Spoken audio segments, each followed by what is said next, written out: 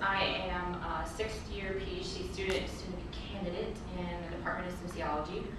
And this is actually my 11th year at Virginia Tech.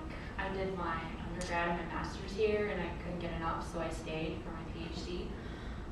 And like Joey and a few others, I started as an RA, and that was my first interaction with student affairs through his life.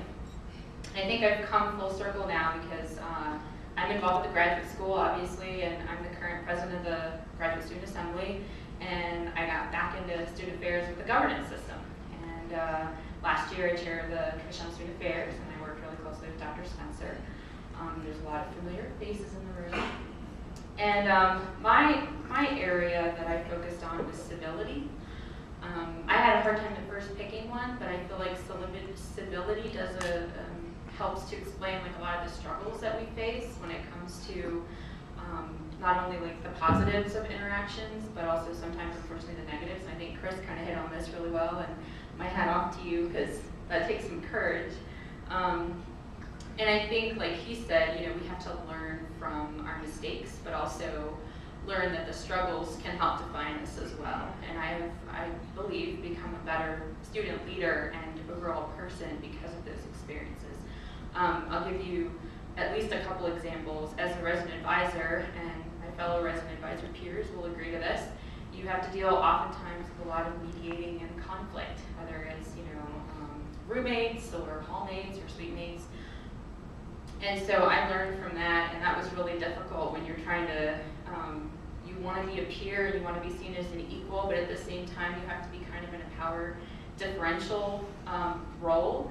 And then I've seen it again through governance. And my big example comes from Student Affairs, the Commission on Student Affairs last year in working with our ongoing, I guess, work with the Collegiate Times and the commenting system and how students on both sides and also administrators, but mainly students since it's Student Affairs, feel about that issue and how we can sort of come to some sort of agreement, which is not always the easiest thing to do. So civility, I find, is really important, but it's not always really easy. And as a grad student, I'm sure my undergraduate peers will find that sometimes it's difficult to negotiate when you're an undergraduate, and it doesn't go away when you're a grad student either. So dealing with conflicts with maybe your advisor or your professors and those sorts of things. So I feel like I've had a really good experience in general with the student affairs staff members in different departments.